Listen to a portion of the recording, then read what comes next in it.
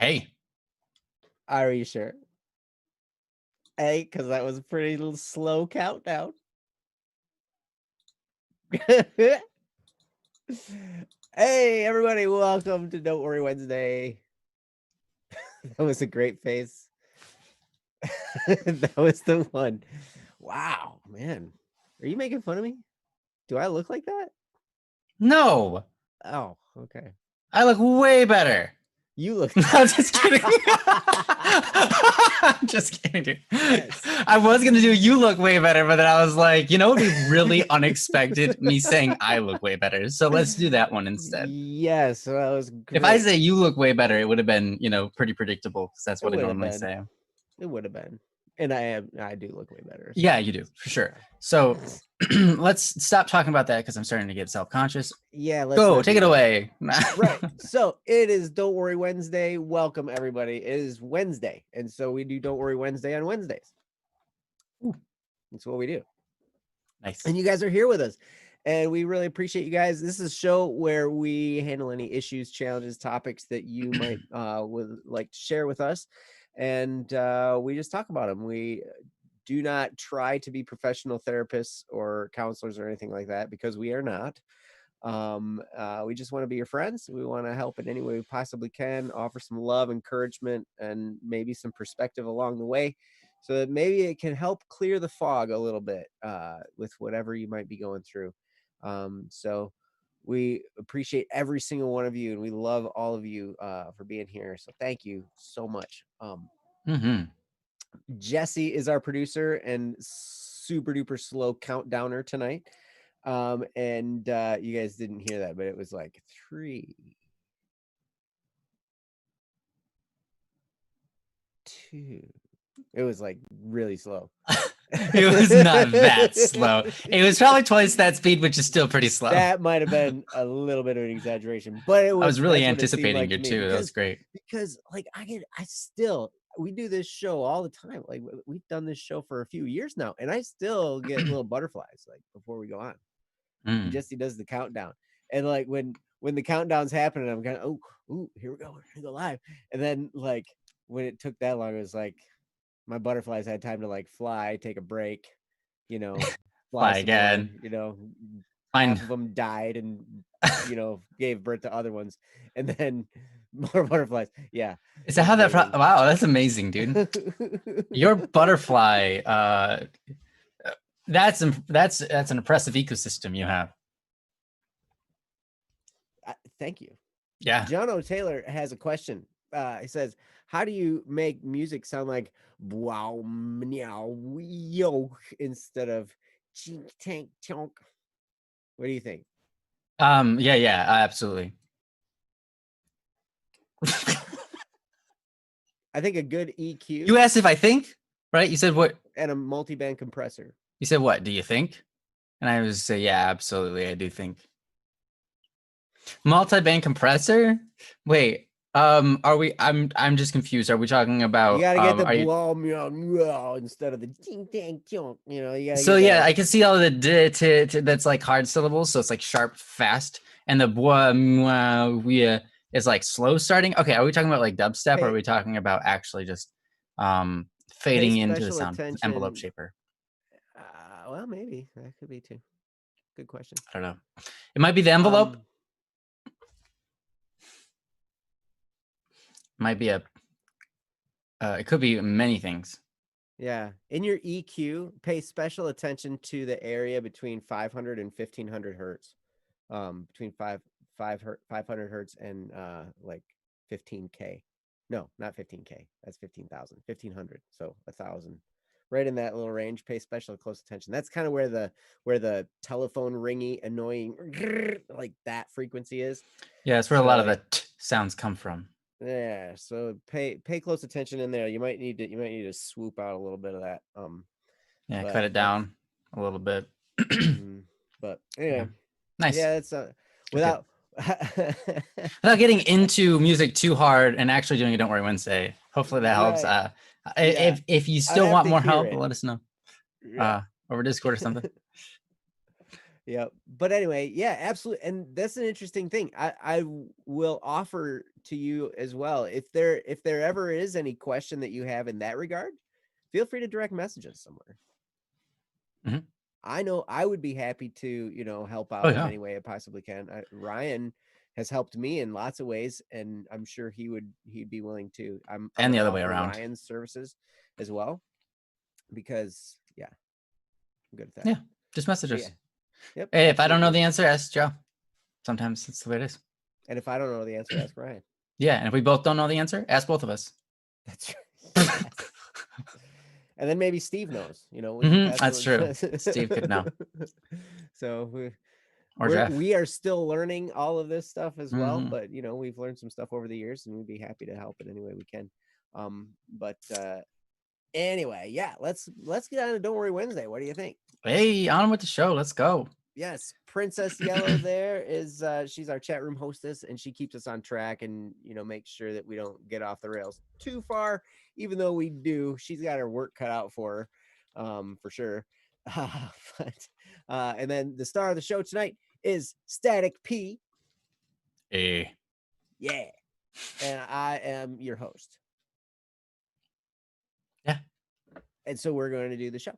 So I'm going to go through a list. As Princess is saying in the chat, you can send us a message here in the chat. You can also direct message us on Discord or at bss.studio. You can also post at bss.studio at the link that Princess has posted there in the chat. Or you can email us at dww@bss.studio. Any of those ways you can submit a topic for us to go through tonight. Tonight or in any subsequent episode of Don't Worry Wednesday.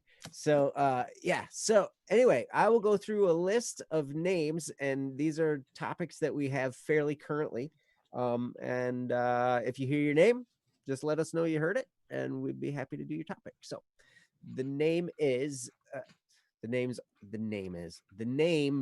are Eric Bodine, Caffrey, Mark Anthony, Royal, Savlev, Princess, Kira Sendent, SK, Braden, and Jojo. And if you heard your name, please feel free to give a what's up with your mama dat in the chat. Does Ryan's voice have more bass? Jesse? Does Ryan's voice have more bass? Do I need to add more bass to mine? Do I need to go in the please? Are you stuck like this for now? Just leave us all staying alive. That just reminds me of talking it up on the Barry Gibb Talk Show. Oh my gosh. All right. Yes. So all right. So Braden is here. I see Kira Ascendant is here, and Princess we know is here. So yes, I would imagine we'd be able to get to all three of those tonight. So we would let's start with princesses because that's first on the list. What do you say? All right. Let's do it. Yes, let's do it. It's called A Very Real Possibility. And let's see. I am going to not post the link because Princess just did it. Oh. So, Princess, would you like to read your topic for us? Potentially, yes. All right. Well, have at it. My grandma has decided that she is going to visit her daughter Jamie for a month in Arizona by flying there through Phoenix. I don't think I need to tell you how bad of an idea this is. She's leaving, well, she actually left yesterday, and I've been told that when I saw her next previously, I should have said my goodbyes, which I did so. My parents had a long discussion of how if she gets sick, she's not going to survive, and she's not likely to get treatment either, since Arizona already doesn't have enough space for those who are sick in their hospitals. It's not quite real yet that this possibility exists. It's possible she'll go and be okay. But this would be the first person that I have in my family to pass away that I've met if she does. And I'm doing my best not to worry about it since that isn't going to help me. Yet the conversations that my parents have still rings in my head. My dad had a conversation where he wanted to drive my grandma to the airport because it might be the last time he ever sees her alive. Any advice in the face of something like this? Much love, Princess. That is a great question, and definitely a heart-wrenching topic in the cultural soup we find ourselves in right now, with all that's flying around and everything about people with wearing masks, to debate whether we should or should not, with quarantine still in effect, with apparently hospitalizations rising. I mean, there's if you pay much attention to the news, you could get a pretty fearful picture of what's going on out there. And it's okay. It's okay to be careful. We should be careful. And we should follow the guidelines, I think, that have been set out for us. So in this case, that's tough. I mean, obviously your grandma's an adult and she can, make her choices. And I hope that, everything goes really well. I would imagine that airlines are much less populated now than they used to be. So there is that working in everyone's favor, but yeah, there's all kinds of stuff to touch on here. So Princess, I really thank you so much for the topic, and I will turn it over to Ryan to hear what he has to say. So Ryan. Sure.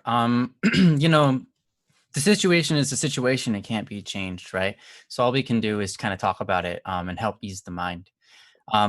Because like you said, there's no use worrying about it. It is what it is. I mean, obviously there's use in preparing oneself for it, but there's no use in discussing a matter which the discussion has no bearing over the outcome. But we can at least talk about it a little bit. My mom had actually likely contracted corona before the outbreak, and she was fine. And my mom's husband, Jim, has been with her the entire time, right? He never got it. They've flown probably like 5 times already since corona started, and they've had no issues. My mom's husband refuses to wear masks because they get on his nerves. That's it. He doesn't like wearing them because they're annoying. The only time he wears them is when he goes to church, because he feels like that's at least, he wants to go there and they force it. So if they're not forcing it, he won't wear one. And that's his choice, right? He's an adult. He can make that choice. The ultimate consequence of his choice has been no illness. So just because someone is elderly now, Jim is in his 60s. He's not 70 or 80, right? But just because someone is of that age doesn't guarantee that they're going to get sick, doesn't guarantee that they're going to die. So, and another thing to keep in count, obviously, is the intention of, you could say, media forcibly tries to make these things look more intense than they are. They always do. It's propaganda. It's more money. It's more viewership. It's more scared people. And that's what they run off of, right? That's what the media runs off of. So you always have to take that kind of stuff with a grain of salt. A lot of the leading people in the, people who are scientists and people who are actually dealing with the coronavirus firsthand, trying to solve it, trying to identify it, and all that kind of stuff. A lot of the leading experts, some have been terribly wrong, some have been right? You get places like when they first saw that coronavirus was a thing, they expected 2 million deaths in a year. And we are not even anywhere close to that. We're not even 10% of the way there. And then on the other hand, some people said, well, it's just going to be as bad as a normal flu season. Well, that was kind of an undershot, but only by about 25%. It's about 25% right now. The studies are showing that's about 25% more deadly to humanity than the normal flu season each year. One problem right now is that we're not taking this into seasonals, right? So we're taking all the numbers that have stretched across the time since it started to its finished and add them together. If we did that with flu seasons, we would get really similar numbers. That's what we're getting right now, except for maybe 25 to 50% less, right? So it is a big deal, right? It's a thing you have to worry about. But when you look at the contrasting evidence, the ones that kind of go against the news, right? And you have to compare the two because you don't know who's telling the truth. You don't know who's on the right side, right? The ultimate thing is we want to make sure that we're safe, right? We want to make sure that we're taking this seriously so that we can do what's best for ourselves and do what's best for each other, right? So to go out of your way to wear a mask and stuff like that, it's good stuff, right? Because we want to protect others around us. We want to protect ourselves. It's good, right? But to get mentally worked up in such a way that you hinder yourself is not a good thing, right? That's how people develop diseases that actually are created through their own body. I mean, we all know about, well, maybe we don't. There are a lot of stress-caused diseases that we can have. A very common and famous one is, what is it, like MS? Is that it? What's the one with, no, it's about irritable bowel syndrome, IBS, where people have worked themselves up, where they've actually destroyed their inner workings of their own like body mechanics, and now they don't go to the bathroom right anymore. It's a serious issue, and it's affected people since forever, right? And it's entirely induced by stress, for the most part, right? Causing the stress. I mean, and we know for a fact, if we look at history, right? One of the amazing things that you can look at is, you know how they used to exile people when they get sick? And then there was a culture that stopped doing that, right? Well, at the time, you can look at like the Roman period, right? In the Roman period, they were exiling people when they got sick. If they contracted something that was bad, they would just say, no, you're out of the picture, you're exiled.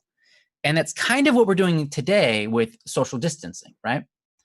However, it's not as bad today. It's nowhere near as bad because we're not exiling people.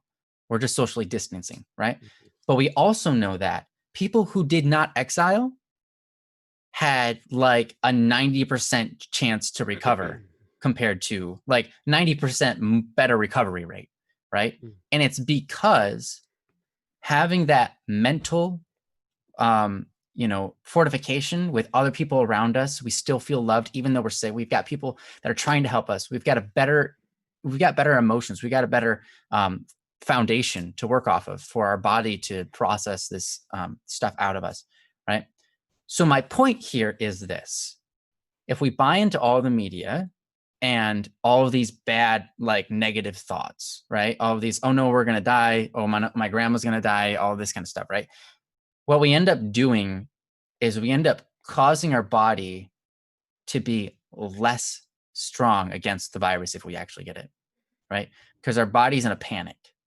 Instead of working correctly, it's going to be all flustered. Anyone ever been flustered? Ever been like furious when you're doing anything and it's like, why can't I do it right? And you just get worse and worse, right? I mean, even as much as like trying to turn on a light switch, you like miss it and you miss it again. You're like, and finally you hit it, right? Or you just remain calm. You would have been like, oh, okay.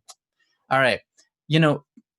Anything works that way. And so I think that we have to, during times like this, right? Be reassuring, be positive. Don't play into the negative, play on top of the positive, because that's going to at least give a higher success rate or higher survival rate to them if they do contract it, right?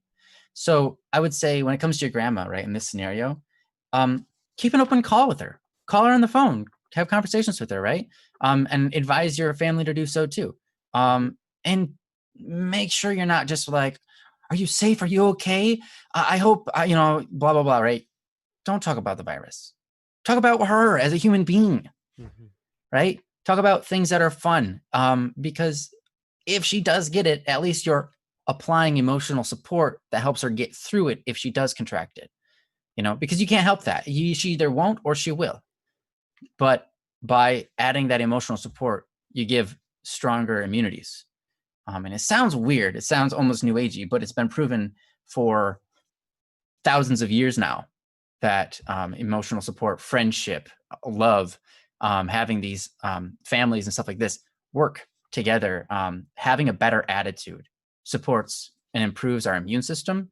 It supports growth, fighting off invasive species, and building our own bodies, replenishing our skin and our tissues and our muscles and things like this. They all just happen to flow better when we have a positive form of thinking. So I think that the best thing you can do in these scenarios is, instead of worrying and playing into the negative media, try to be a light that shines on it. Not necessarily a light of truth, because we don't necessarily know all the details, but a light of hope, a light of kindness, a light of love, right? So that even if things go bad, at least there's a light to shine on it. There's a light to follow for them, right? Rather than just pure darkness and then going, oh no, you're gonna die, you're gonna die, this is so bad, right? I hope that makes sense, and I hope that my analogy that I just said makes a lot of sense too. But with that, I'm gonna give it over to Joe, so we can reap his wisdom. Go for it, Joe. So all right. Sorry, I know I got you right when you were in the middle of doing something. I was in the middle. I remembered a quote and I just wanted to find it real quick. And so, okay, good. Yeah, it wasn't quite the same one, but it goes along with what I was going to say. Ryan, that was brilliant, because yes, we have both sides of the coin. We have people that believe, hey, we need to wear masks. We have people believing we need to not wear masks. And even in the small community that I live in, there are people worked up on both sides. Both sides. Both sides. We've got people worked up about, we need to wear masks and this is a frightful thing. And then we have people just as worked up, if not more, that are like, I'm not going to do that, blah, blah, blah. And it's just there's this just battle going on. Yes, even like in churches, we're seeing it, like my parents' church that they go to, like there's just it's crazy. There's this particular family that, they're a big family, an extended family, and all of them are just like this anti mask wearing.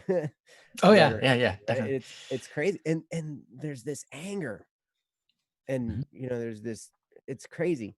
So what Ryan is saying is so true. Like, I mean, that's the real enemy. Yes, we have an enemy that's out there that is this, this illness, this virus, and this disease and everything. But the thing that's going to make it worse for everyone is the emotional unrest. Right. That's going along. Like all that, it's just going to, it makes things so much worse. And it's like, because here's the thing. We never know where this life might take us. Right. And we never know when it's going to be done. That's right. We don't. I've had friends, I've seen them one day, that night killed in a car accident. And, so you never know, virus or not,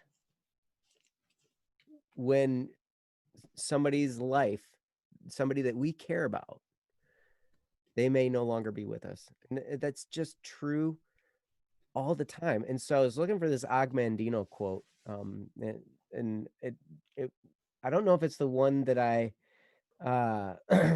remember, but because it seems like here we go.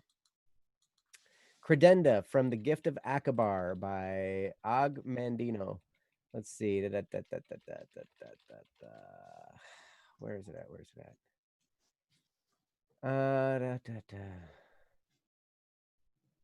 Oh my gosh. I opened it up and it's like this whole big thing. Dang it. Sorry. But Og Mandino, he's this wonderful author. If you've ever read any of his stuff, you know what I'm talking about. And if you haven't, I would definitely read anything you can find by Og Mandino. I mean, the guy is just brilliant. But where the heck is this? Where the heck is this? Okay, work every day as if it was your first. Yet tenderly treat the lives you touch as if they will all end at midnight. So when we come into contact with anyone, it serves us well to, in the back of our mind, remember that we are all mortal here. All of our bodies are temporary here. And at any moment could be any of our last moment. Random stuff happens all the time. And so it's like, so when we speak to anyone, we shouldn't ever take them for granted. We should always understand that our time with this person is limited. And the amazing thing is you start to understand, the beauty of a human soul. You start to dig into, you start to see people as more. Because I'm guilty of this all the time. I mean, when I lose sight of this fact, always I'm looking at people and I'm like, man, that's annoying what they're doing. That's bothering me. I can't believe it's messing with my life, whatever. There's all kinds of issues. But when I remember, wait a second, at some moment, it's going to be the last contact I have with this person. Do I want this interaction to be the last one? Because it very well could be. And anytime I'm in an argument, or anytime there's tension going on in my marriage or with my kids or in my extended family or whatever, in that moment, in the passion of those times, it's like, it's hard to remember this. But it's so true. It's like, do I want this interaction to be the one I ended it on? Because it possibly could. And so there is value in, the advice from your parents, because they were saying, hey, see her, talk to her. What they say? Say your goodbyes. I mean, I don't know necessarily about saying your goodbyes, because that seems like, hey, if you do this, you're automatically going to die. But I believe in the sentiment that, hey, every time we spend time with somebody, we should remember that they're an amazing creature. And that this could at any time, it could be the last time we get to see him. At any time. I have a cousin. He's in his 50s. He's he's starting to find out that he might be having some pretty major health issues coming up, some pretty deadly things. And it's not coronavirus. And he's got, 3 daughters, like all like college and high school age. And it's like, and he's starting to look down the throat of some pretty challenging medical times. And it sounds like they're starting to catch these things early, which is really, really good. However, imagine the load that some kind of a terminal diagnosis would give. Like all of a sudden, boom, it's like, wow. But at least you have some time to prepare. In the event, like I've talked about my friend who moved to Nashville and his son died. That was so unexpected and immediate. And they weren't even in the same town. I think my buddy was touring.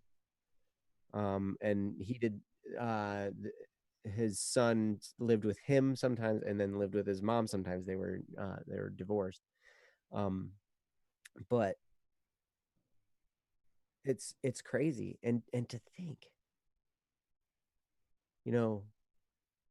at any time, it could be any of us. So I've heard people say, you know, like in relation to some of these things. I'm sorry, this is getting kind of morbid. I apologize. Um, but the cool thing is when we start to treat people like this, it deepens our love and it expands our hearts. It expands our compassion and it makes us more understanding and it helps us to see people. Like I was saying before, it helps us to see them for the amazingly wonderful creation that they are. And they're no longer something in my way or something that's bothering me or something that they're a person that's doing something that's going against my plan and you know whatever they're in my way somehow. And being a non-people person, that kind of comes natural to me. I see people as objects and I have to like make sure that I understand no, that's a being, that's a person that thinks and dreams and acts and makes decisions and has feelings and has plans that I'm probably in the way of. And you know, you start to think of this composite that we all are. We're beautiful creations. And we should treat each other like that. We should treat each other like that always, regardless of whether we think, you know, they're going to die in a week or whatever. We should always, we could work toward that. And if it takes a pandemic to help us understand that, that'd be great. However, like what Ryan was talking about, I think a lot of the stuff that's getting put out there, a lot of the messages that are being put out there are not making us think more in terms of how beautiful, you know, people are. I think it's feeding the emotional turmoil is what's going on a lot of times. And all that's ever going to do is create more stress. It's going to weaken your immune system. I saw Jester say that in the chat. You know, I mean, and Ryan talked about it too. I mean, there are, you know, autoimmune diseases that are brought on by this kind of stuff. I mean, it's crazy. It's crazy. So, but if we can learn to value people, and he's got a Ogmandino has a little quote. Beginning today, treat everyone you meet as if they were going to be dead by midnight. Extend to them all the care, kindness, and understanding you can muster, and do it with no thought of any reward. Your life will never be the same again. And that little thing sticks in my mind. It's like, you know, people are important.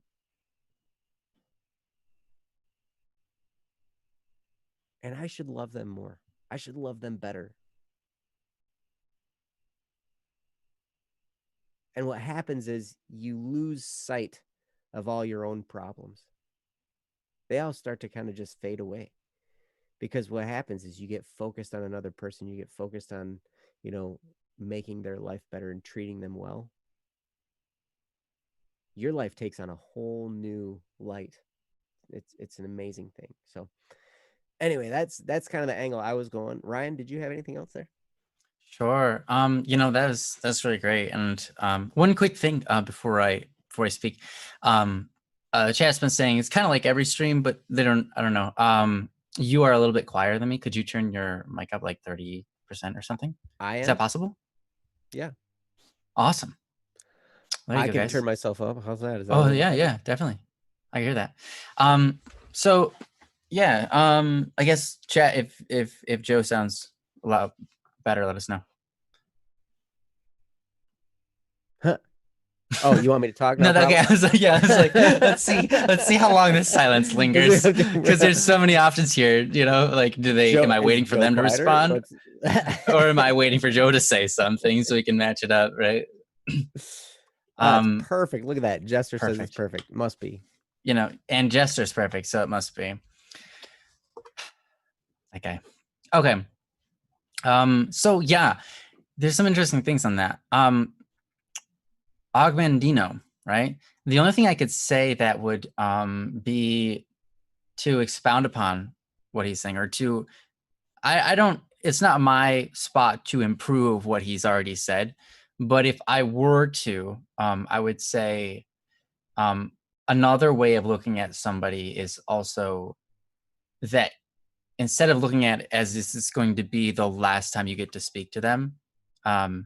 Because they're going to die soon or whatever. Treat everybody like they're going to die at midnight. Treat everybody as though you're about to spend the rest of your life with them.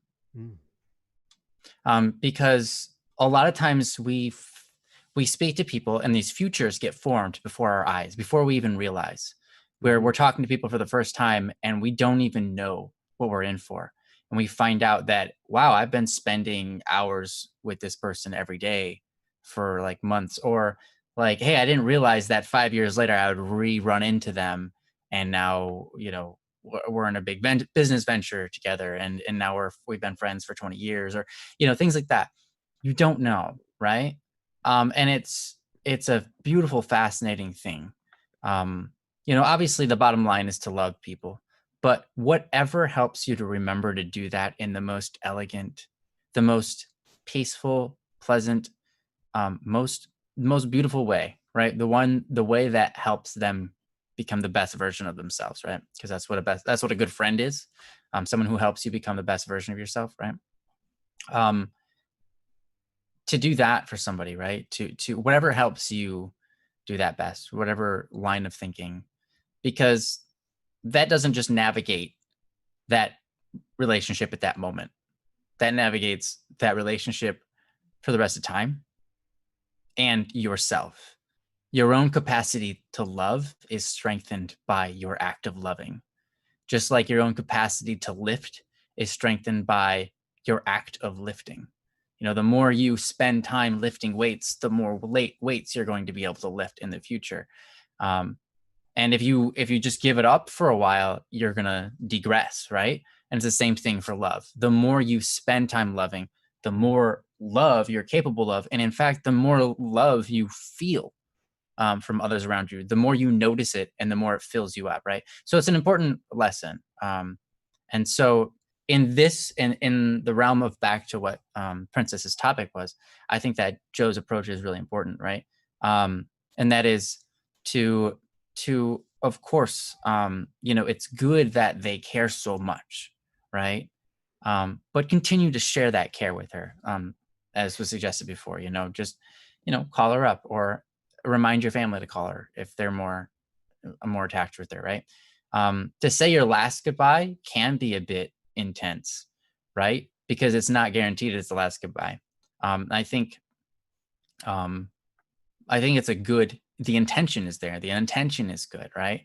But it's not necessarily the best act of, you know, sometimes we have the wrong way of doing things, you know, just like this is my intention, so this is what I'm going to do. And it's like, well, there's a better way to do that, right? And we all have to examine that. We don't know the best way, right? We're here talking about what we've done. We don't know what the best way is, right? This is what we're talking about on the show. You know, we're just trying to identify it still, right? All we can do is give examples from our lives and what we found effective. And so, you know, if it got the point across of, hey, we love you, stay strong, good. I could imagine myself in the grandma's position, right? And being just absolutely, utterly, humorously and respectfully and peacefully, like, but just honestly annoyed. Ultimately, just honestly annoyed. Like, I don't show annoyance very often. And even when I do, it's polite, you know? Like, if my mom is, you know, if someone was doing this to me, if I was in your grandma's position and everyone was like, you're going on the plane, you're going to die, you're going to contract corona, and, you know, so they're trying to say their last goodbyes, I'm going to be like really standoffish. Instead of feeling loved by them, personally, I'm going to feel annoyed. Just like, I get it. I get that you love me, but could you not? You know, could you not love me, please? Yeah, but no, could you, no, not like that. But could you maybe take a different approach? Could you not expect me to die? Could you just like, this is my choice. Like, you know, so I don't think I'm going to die here.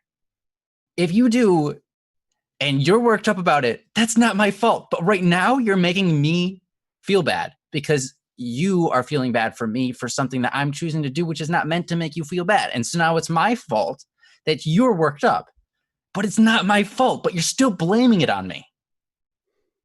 And that's the annoying part. Mm-hmm. Because when people are overly bearing about like, oh, stay safe, you know, don't go, sort of stuff, when you do that to somebody, you're actually putting blame on them because it's their choice. And then you're saying you're wrong.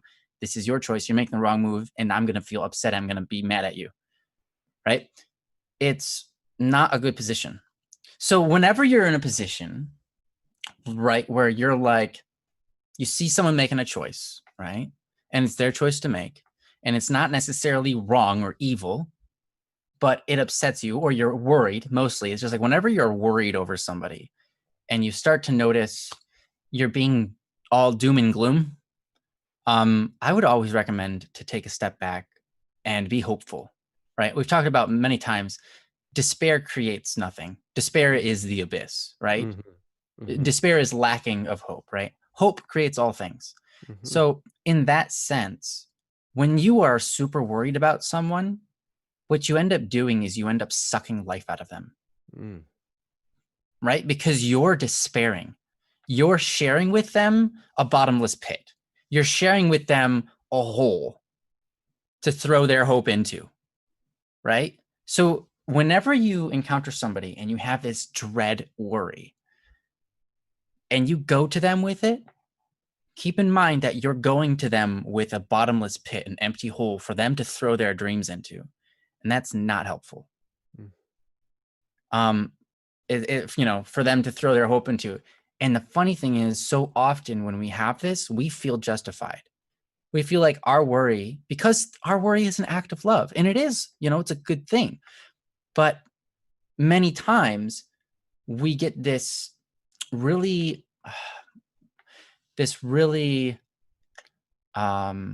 what's the word? Bullheaded. What's another word for bullheaded? Like strong opinion, like we won't Arrogant? change. Not arrogant, but arrogant works. I'm talking about when you're set in your ways. Bullheaded sounds good to me. Okay. Whatever. There's another word for it. But anyways, I can't think of it right now. Adamant? Stubborn. Thank you. Stubborn. Oh my gosh. Yeah. Wow. Adamant. Yes. Adamant, stubborn, bullheaded, all of these things, right? Hard-headed. Yeah. We get this stubbornness about us. We're like, no, I'm right. Because we're so emotional, right? Our love is an emotion that we're casting out into them in a form of worry, right? Which is a good thing. But if we're stubborn with that and we become attached to our emotion and we let that emotion decide what logic is, right? What's right or wrong, what they should be doing when it's their choice to make. We're like, no, you should do what I tell you. We start to feel like, oh, they don't respect us because they're not listening to what I'm trying to tell them to do because it's for their safety. So clearly they don't. I'm being logical here because of my emotion. So, and they don't listen to me, right? So therefore they don't respect me. They're going against my will and they're going against, you know, and my will is for the best of them, right? So this is what we encounter. This is like huge and difficult to navigate, right? That is a difficult thing to navigate. And the problem is the person who has to navigate it isn't usually the person on the receiving end of that worry. It's the person who's worrying. The person who's worrying has to solve it so they're not causing all of this craziness to the other person. So when that's the case, whenever you have this overwhelming sense of worry and you start to feel yourself pushing on another person, I get it. You're saying it because you want the best of them. You're like, this is the wrong decision to make. You know, I want a good life for you, right? This is all good. But if it gets to a point where it's actually destroying your relationship, if it gets to a point where you are not listening to them anymore, if it gets to that point where you become closed off, you become removed from each other, right? You've gone too far. How do you draw that line? How do you know? And that's the hard thing. Sometimes you don't. Sometimes you can just be like, I think one of the best things to do is be like, let's have an honest, open, logical, kind, and yes, loving, kind of emotional conversation. Let's talk this out, right? And if they aren't persuaded, then the best thing you can do is say, okay, I get that you're not persuaded and you're going to do what you're going to do, I love you, and I sincerely wish the best. I'm going to support you. Because here's the thing. You can go against somebody, right? Because what your grandma's doing is not wrong. It's just a life choice. It's a decision she wants to make. Right. If they're being clearly wrong about something, they're being evil, it's a different thing. We're not talking about evil decisions here. I'm talking about things that are just like, they want to do this with their life, right? It's better to support them in trying to make what they're doing work than it is to go against them and try to rip away what they're trying to make work. Mm. Because if your desire for them is for the best, you know that one is actually hate because they didn't respect you. And the other one is love. You're supporting them, even if they're not listening to you. What they're doing is not evil. So the best thing to do is say, okay, I don't think you're going to get sick. I was just worked up.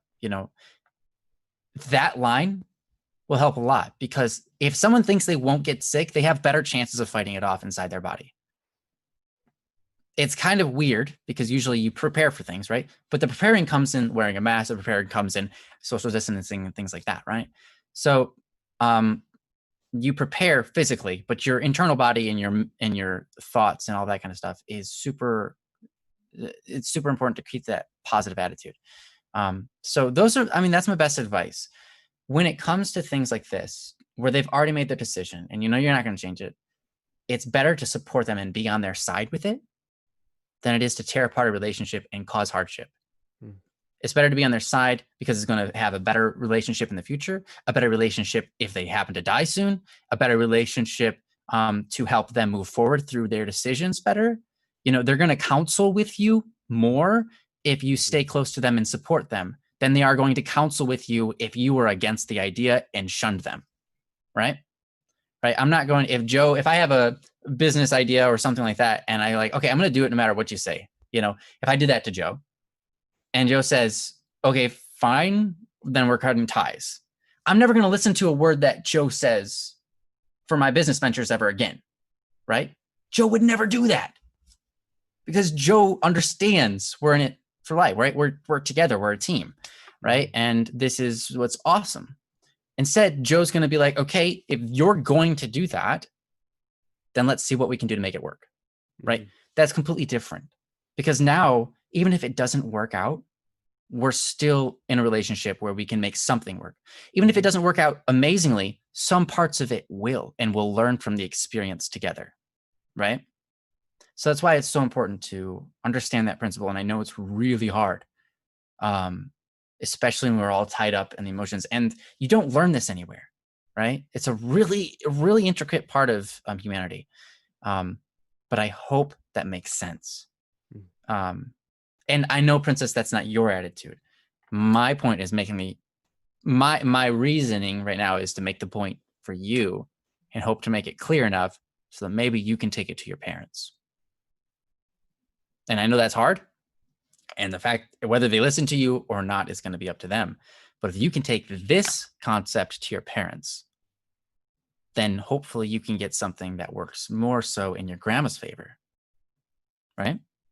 So I know that was hey, Ryan, do you have anything else you want to finish up with? I know that was super long and drawn out, but Joe, did you have anything on those notes or anything further you wanted to say?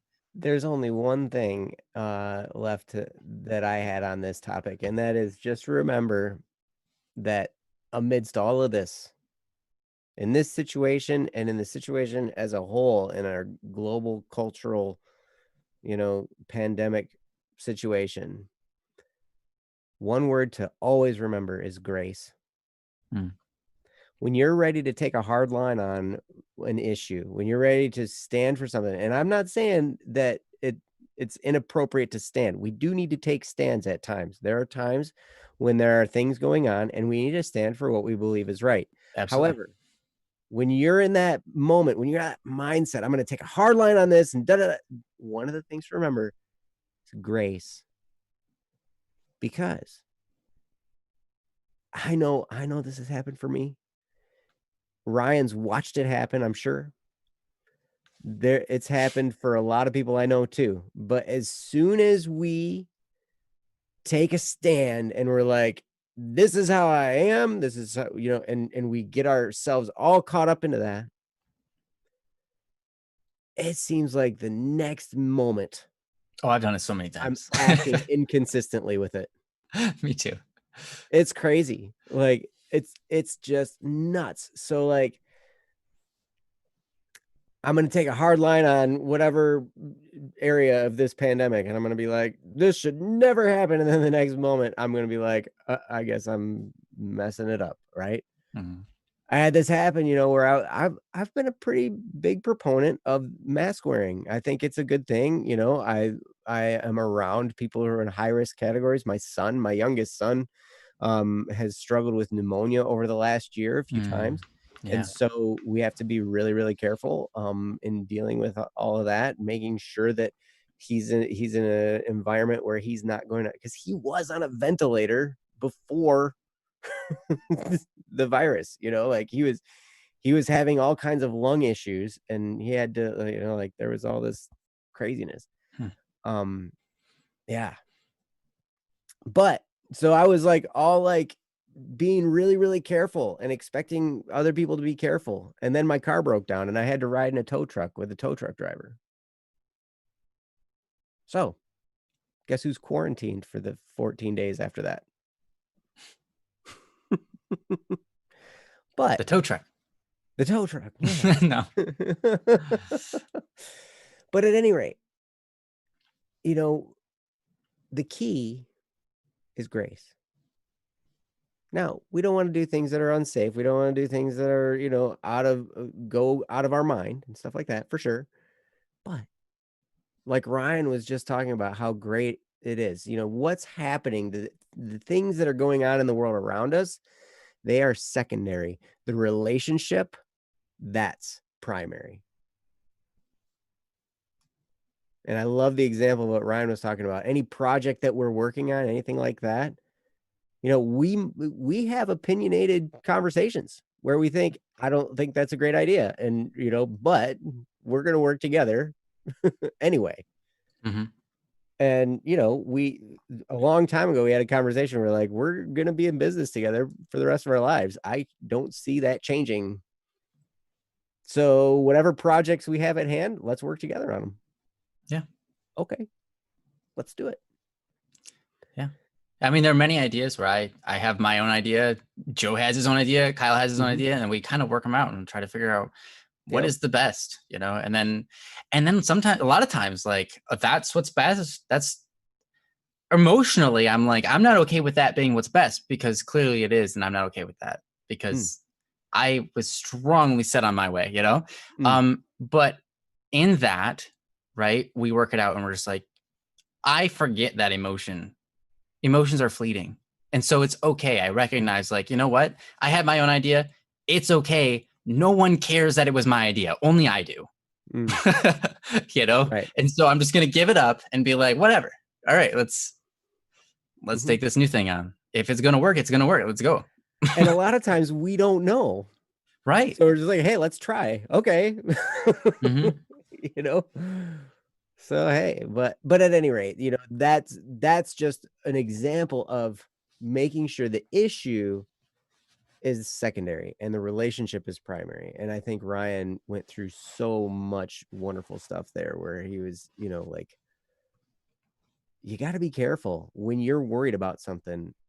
You might just be acting tyrannical toward another person. You might be imposing some kind of a will on another person. So you got to be careful. Like, our worries do not serve us well, which is why we have Don't Worry Wednesday. And we appreciate y'all for being here. Princess, thank you so much for the topic. Oh my gosh, and hopefully we didn't just unload the fire hose on you. Yeah. Like, I just wanted a little sip of water and you guys just Yeah, sorry. I mean, yeah, and it's one of those things. It's like, people worrying about you is one of my heated things, because it's like, I hate when people do that to me, Yeah, you're right. I think that you said it best. It can become tyrannical. So but yeah, pray for your grandma. I think that's for sure an awesome idea. We should be praying for everyone out there who's taking those ventured risks, because yeah, I don't know, we don't want anyone to get sick.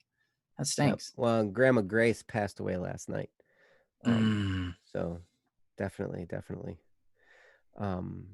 But Yeah. at any rate, thank you so much, Princess. And we should move on. I believe, I'll pray if for I'm not mistaken, Kira Ascendant is next. Does that look right to you? that. Seems like that would be accurate. All right. Well, that's next. Dealing with obsession from Kira Ascendant. And Kira Ascendant is working, I think, but in and out. Yes. Able to maybe pop in here and there, but we'll be able to listen to it at some point. So, yes. And Princess has already posted the link. Look at Princess, you are so on top of things. Man, way to go. I was like, I'm going to post a link and I'm going to win. Nope, not today. I was counting down slower than Jesse. Nice. I'll post the link and win. Watch this. I even typed it out. Bam. Oh, it didn't even work. Oh, sweet, it works. So yeah, I posted a link and I won. Good job, Ryan. Yeah. Amazing. Right. So this is from Kira Ascendant. This is called Dealing with Obsession. Princess. It's been almost a year since I asked you guys for help developing self-control, and your advice helped me make leaps and bounds from my previous state of mind. I've improved a lot, but one thing is causing a lot of issues for me right now: obsession. A concept or urge can pop into my head and black out everything else to the point where I'm barely aware of my surroundings and fully focused on addressing the concept or fulfilling the urge. This can disrupt conversation and turn into ignoring the other person and talking to them instead of talking with them, and it can disrupt my work, my positive habits, and even sleep. Sometimes it feels helpful, since when I become obsessed with an important task or project, it can help ensure that I get it done. But often it comes at the cost of routines and habits I've been trying to form. And I will lose all my motivation for the task when I'm forced away from it by circumstances, interruptions, or the need for sleep. How can I move from these random and temporary obsessions to a consistent, productive mindset? From Kira Ascendant. That is a great question. And I am figuring this out right along with you. I can offer a little bit of insight that maybe I have learned over the last few years about this, but just understand that whatever I say, I am still dealing with this same type of issue. And there's an obsessive focus that can happen, and it can get pretty intense sometimes. So, but I am really interested to hear what Ryan has to say, because he will probably shed some more light on this. He just is brilliant in these ways. So, Ryan. Thanks. I appreciate it. But I guess first off, right off the bat, I'll have to say I'm not a doctor, so I can't diagnose you with anything. It would not be in my right to do so. Yes, me neither. But I will say, it sounds to me like you have ADD or ADHD, which is essentially the same thing. But it's attention deficit disorder, and it's what I have as well. When I was young, they diagnosed me with ADD, attention deficit disorder, and it's exactly what you described right here. And I love your description. The thing that I love about it most is that you are so reflective. I mean, your reflections of yourself, how you are examining yourself and you're finding these patterns out about yourself, is one, crucial to your development. And I think this is so awesome. And then two, just inspiring, because it shows that you've put a lot of work in. It shows that you pay attention. And that helps so much. It's just so cool to hear this, and it's to hear your thoughts about it. And the way you described it is really great. But yeah, to me, it sounds a lot like ADD or ADHD. The reason I say two of those is because when I was a child, there were two. There was ADD and there's ADHD. Now there's only ADHD. And the reason they separated the two out originally was because of difference in personality. So a lot of people don't recognize that they have ADHD because people assume ADHD means you're hyper, right? Hyper, ADHD, attention deficit hyper disorder. hyper part actually only applies if you're a personality that is outgoing. If you're a reserved type personality, you still have the potential to have attention deficit disorder. But sorry, hyperactive. Sorry, thank you, Princess. But you won't be hyperactive, right? Because you're not an outgoing person. So I was diagnosed with ADD because I'm not an outgoing person. And so the signs weren't as visible. So anyways, this was something that I had to deal with when I was a child. They put me on Ritalin. Ritalin was it's a medical drug that basically helps you to focus. But what it does is it takes away the sense of joy that you get out, that you receive from these types of thoughts, right?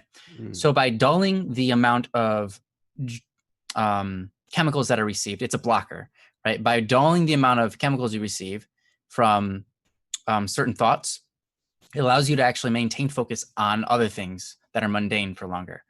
And so that's what I was taking. What was interesting was that also had its repercussions. My mom was like, "You're acting weird. You're straight." She noticed like, "Are you like?" A lot of times she had to ask me, "Are you unhappy? Are you sad? Are you okay? Are you depressed?" And it was none of that. It's just that she noticed I wasn't smiling or laughing or running around or whatever as much as I used to. And so that was really different for her. For me, I felt completely the same. I didn't know any the wiser, right? I felt the same. It's just that there wasn't like, I didn't have any sense of dread or anything. It was just that, I wasn't being filled with the chemicals that are released when I think of certain things. What I found out later in my life, is what you've already touched on, that my ADD actually becomes a blessing. Like you said, when you have hyper focus on something, right? It can be a good thing. It can help you. You start a project, you're like really into it, and you just keep on working on it for hours and hours and hours. Time passes, you don't even realize what's going on, and you finish it. And you're like, yeah. A lot of people struggle in that area. There's a lot of people who struggle in that area. And you don't have to have that struggle as much because you have this attention deficit disorder. What I'm guessing is that. Or you're just a normal person with a strong desire for certain things and not others, but you get bored quickly. Usually it's just ADD. It's a very common thing. Lots of people have it. Either way, right? A lot of us have this, and it's a normal human trait that we can medicate with Ritalin, but I would advise against it. And the reason I say advise against it is because medication should be used to help you, but not to fix you, right? My dad started taking Ritalin way into his like 30s, 40s, maybe even. And since then, he's never been off of it. And I remember him having a conversation with me. He's like, "Why did you stop taking Ritalin?" And I was like, well, I kind of weaned my way off of it because I didn't want to have to rely on it my whole life. And his response was, "I can't imagine living life without it right now because it's helped me so much. Why would I ever not do it?" Right. However, what I notice is that when he's on a day where he doesn't take it or when he forgets to take it, it's extremely noticeable in kind of aggressive ways because his body has this reaction of like, "Hey, where's our Ritalin?" And it kind of explodes on him. You know what I mean? And so that's a little bit scary to me. I don't like that. Right. I don't want that to happen to you or myself. Right. So it's better to work on it and train yourself. Even if you never completely get rid of it, it's better to work on it and train yourself through self-discipline and things like that than it is to, because that's a subconscious fix, right? It's better than a medical fix, which goes away as soon as the drug goes away and can have other repercussions on our bodies. Like, you're not meant to have some of these things in our body all the time. It's just not the way that humans were designed. So that being said, right? I think the best cure for these things, we've talked before on, and I think this might be what Joe might have to say as well, but we talked before on, having, what do you call that?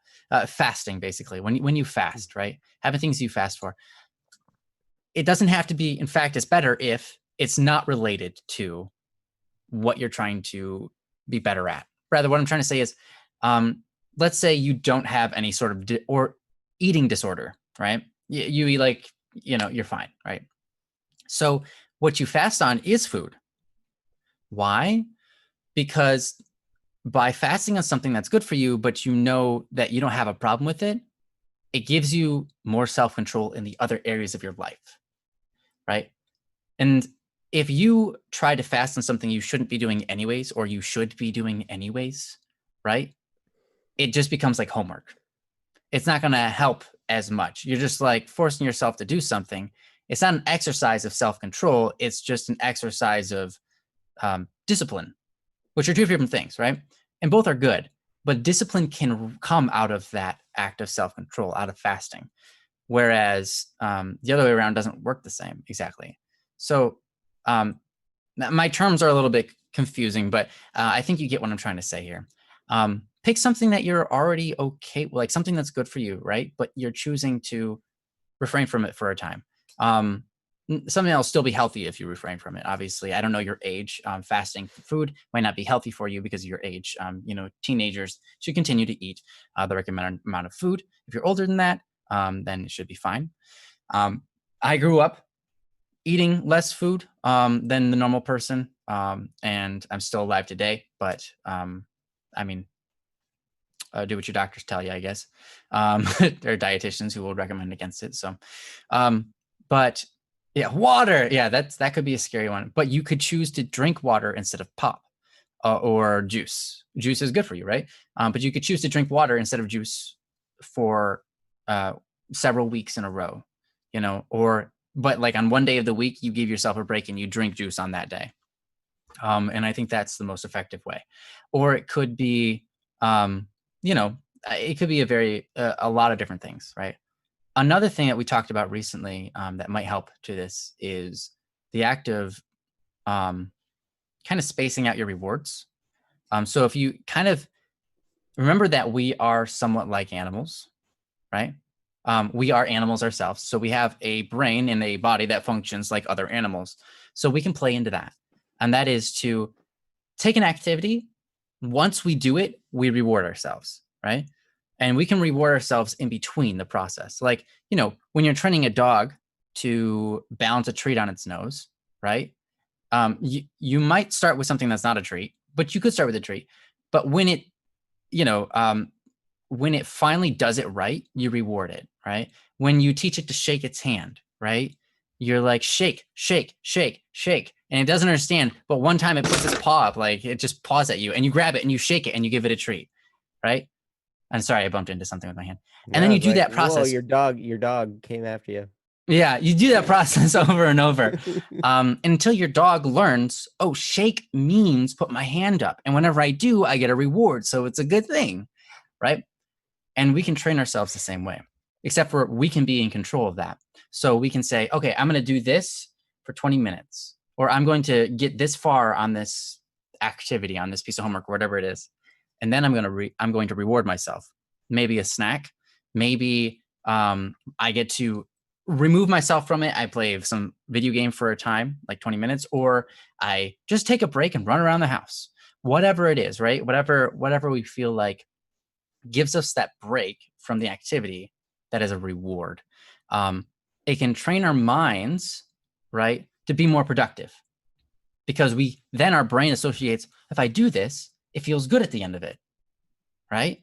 And we're training ourselves for success in that way, because we're training our minds to like doing something because of the reward. And so therefore we like doing it. So we're training our minds to like something. Attitude is a lot, right? The attitude thing is what we're talking about right now. When you say you think of an idea and you just lose track of everything else, right? That's because of your attitude towards it, right? You really like that thing, right? It could be something like, I've gone off in math problems like that, and that like math is super boring, but sometimes it's like, but what if, okay, so if this calculation works this way, what's the function, blah, blah, blah. And I'm going off in some random thing and I'm totally zoning out, right? Because I'm having fun doing it, right? And yeah, then you lose track of everything else, right? It's because of my attitude towards it. Now, on the other hand, if I'm like, I hate math, right? Why would I even bother wasting my time with trying to figure out a function for something? Like that sounds super boring. I'm not going to do it, right? So attitude is everything. So how do you train your attitudes so that you can desire more? Like if someone's talking to you, make sure your attitude towards them and what, not necessarily what they have to say, but them as a human being, respect them. And through that, you can start to cherish what they're saying and become more attached to their words, become more attached to their messaging, what they want to say, so that you can keep focus on that, right? When it comes to doing activities that you're not really fond of, like for me, it's physical labor. I'll do anything to get away from it. What's cool about physical labor is you can think while you do it, and you can think about all sorts of different stuff. And that is one redeeming factor about it. So that's one thing where I'm gonna go, okay, I can continue doing that activity, right? And now I've got a good attitude about it because I can do two things at once: do my physical activity and think about whatever I want. So that brings a light into the subject. So if you really want to try to get control over having these focus problems, right? Try to shift your attitude towards them so that you enjoy them. And if you don't know what to enjoy them, start going into it to find what's enjoyable about them, right? If you're like, I don't know, there's nothing enjoyable about math. Well, that's an opportunity to be like, let's focus in on math as hard as we can to find out what is enjoyable here, right? And then through that, you start to make it a game. And you're like, well, there's got to be something enjoyable. Other people in the world like it. I can be like them. We both have brains, and that's like the core function of liking or disliking something. So both of us are capable. So what is it?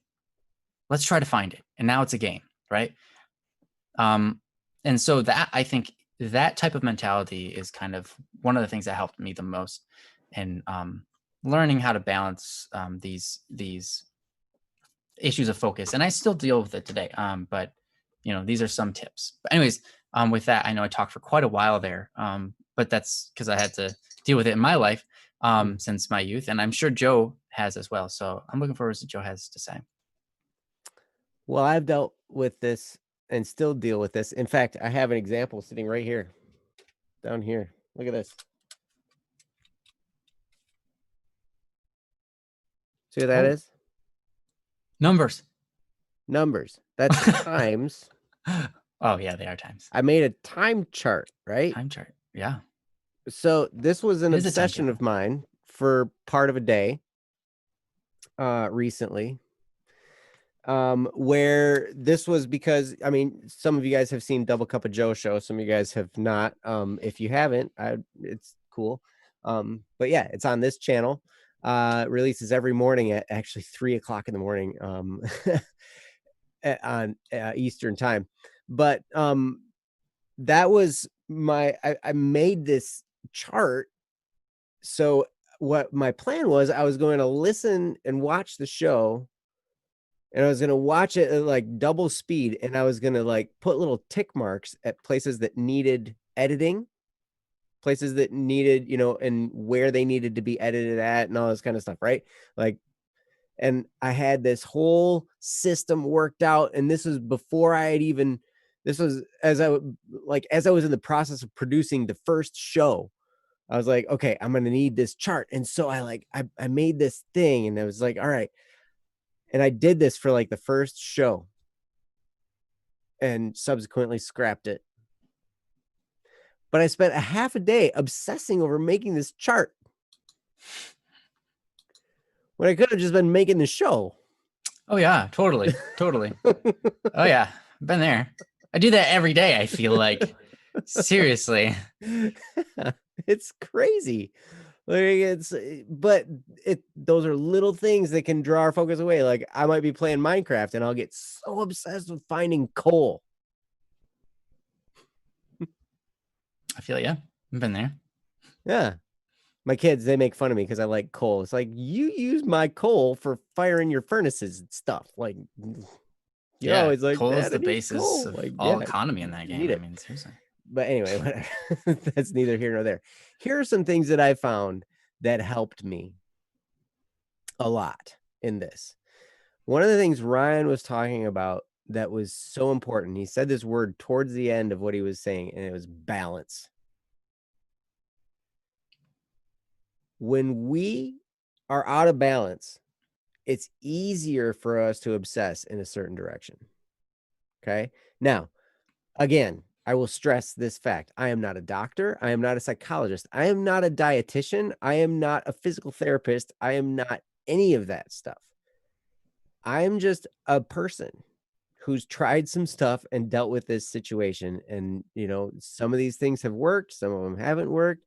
Some of them have worked for me and not worked for other people. But these are some things that you could probably try. And I can try and give you the explanation behind why I did certain things that I did and why they may or may not have worked. Okay. So with that disclaimer, hopefully that covers all the bases. I'm not an expert. Anything I say probably won't work for you. You shouldn't try it. And yeah, how's that? Is that a better disclaimer? It's wrong, but yeah. Yeah. There are a few things. Now, I struggled with addiction. Okay. Multiple times in my life to different substances. Like tobacco was one of the strongest ones. And there were other drugs and medications and different things that I had addictions to. And I still, I probably still have a mild addiction to caffeine. Like if I don't have coffee after a day or two, like I'll get some really massive headaches. So I'm still dealing with a physical pull from caffeine. I'm not ready for that one to go away that yet though. But at any rate, here are some things that I did to overcome addiction. And the premise behind it is to balance your body out. Homeostasis is the key.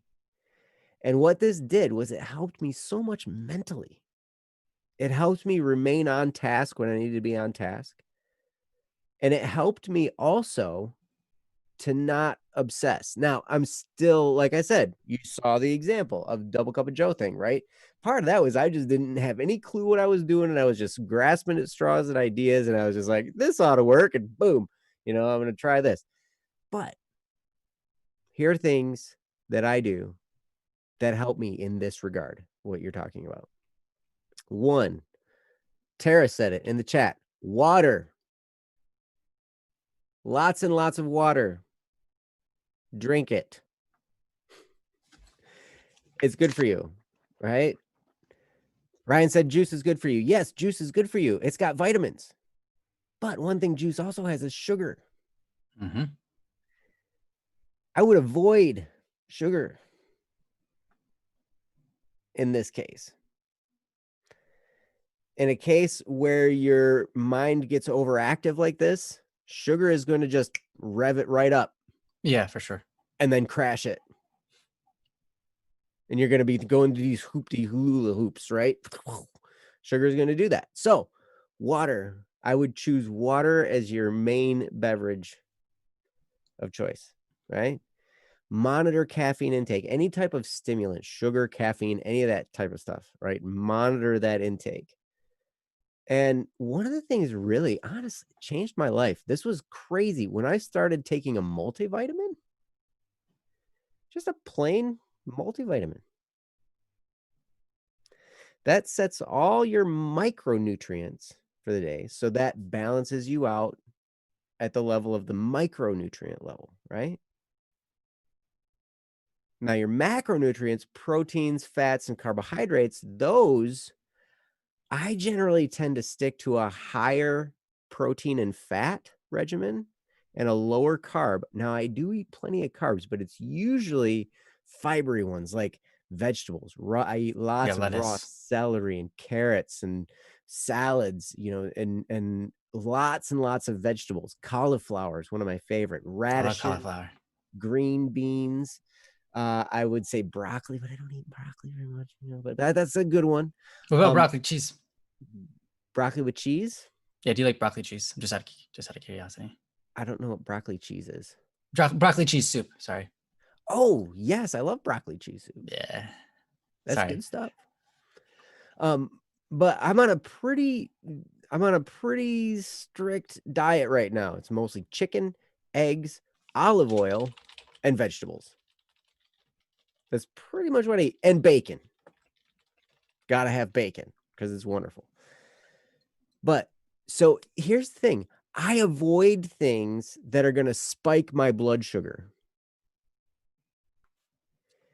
And what that does is it helps me balance these things out. Okay. So lots of water, avoid spiking your blood sugar. Things that spike your blood sugar, a lot like high carb things like breads, especially enriched flours, like processed flours and stuff like that. That's going to spike your blood sugar. And what that does, anytime that happens, you get the same effect as the sugar thing, right? You get the kind of the hula hoop roll, craziness. So that's one thing. Watch what you eat, watch what you're putting into your body. Okay. Be mindful of that and just pay attention. Okay. I think. And then also one of the things to do is see how it impacts you throughout the day. Understand that anything you take into your body is going to affect you physically and mentally. It's going to have an effect on you. And so pay attention. How do these foods work with me? So multivitamin, water, be mindful of what you eat.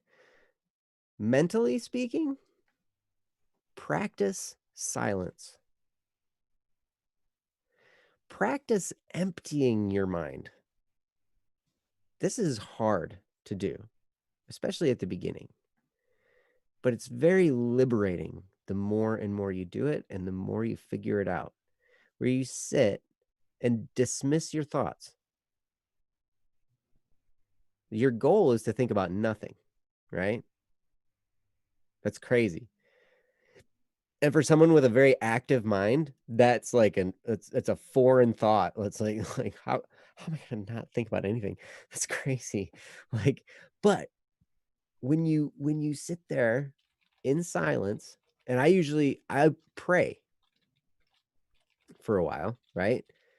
So I'll pray, I'll say some prayers to God, and I will establish a connection. Like that's kind of how I roll here, where it's like, okay, I'm establishing a connection with my creator. And then as I'm connected, I dismiss thoughts. And the way I do it is I say, thank you, you're dismissed. Thank you, you're dismissed.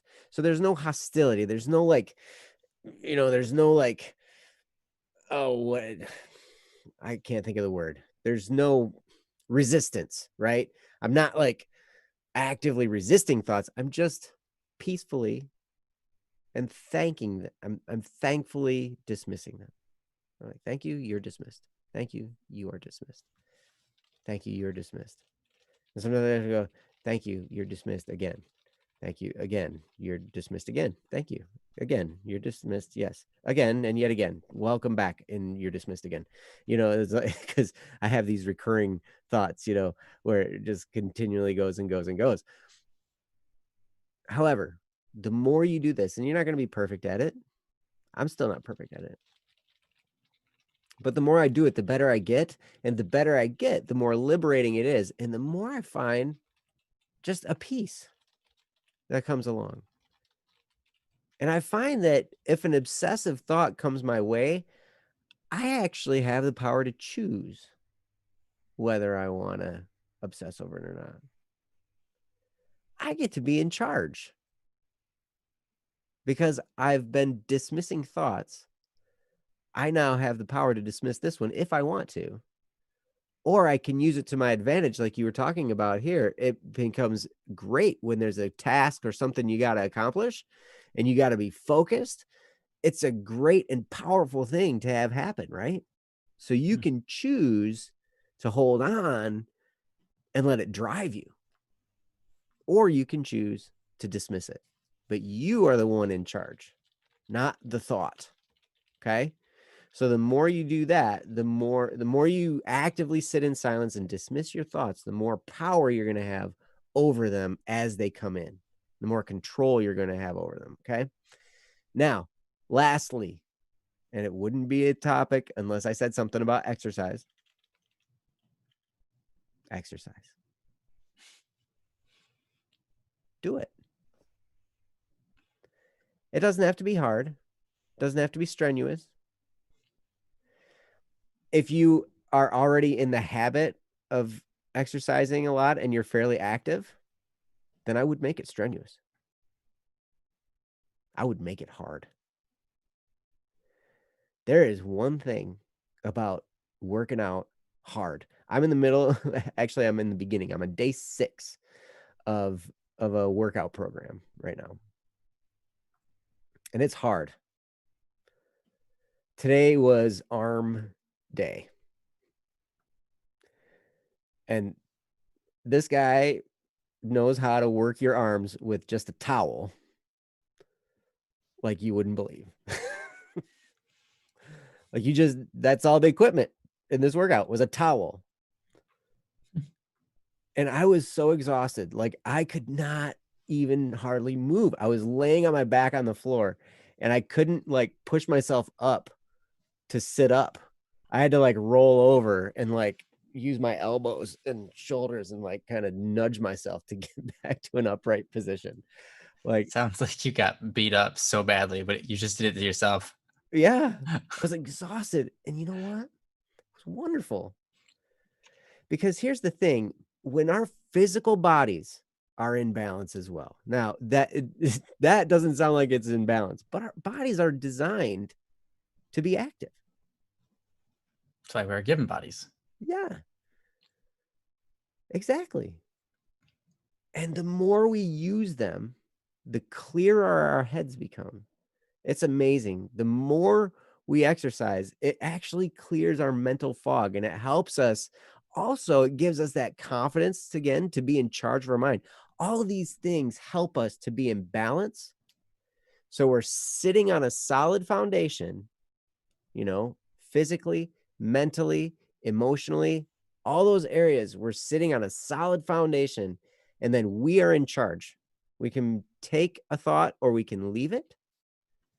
We can choose to use it to our advantage. And if it starts to become a problem, we can dismiss it.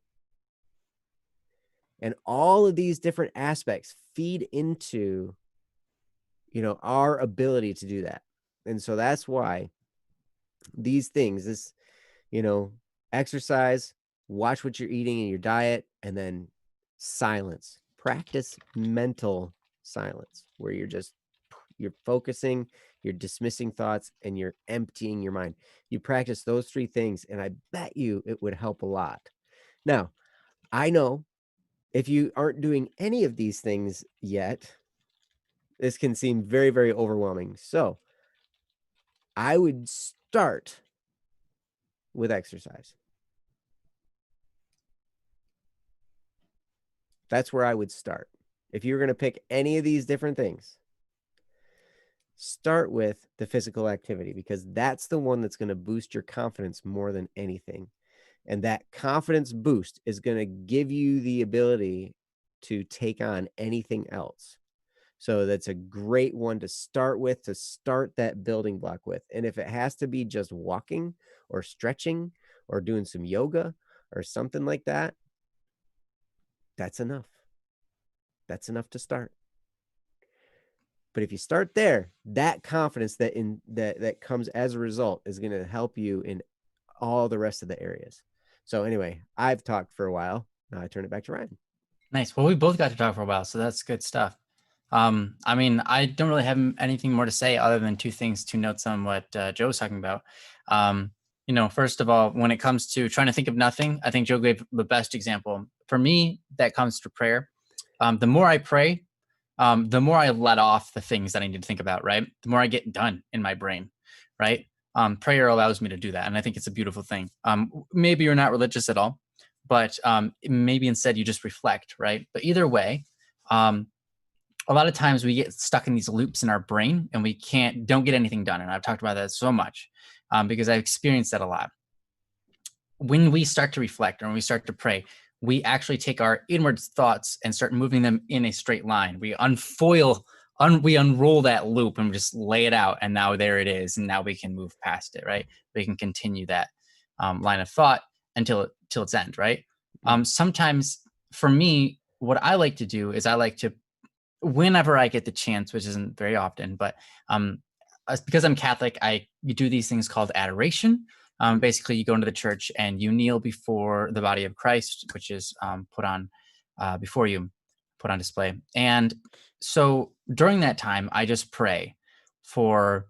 I just sit there, I kneel for like 2 hours or whatever, and I pray the whole time.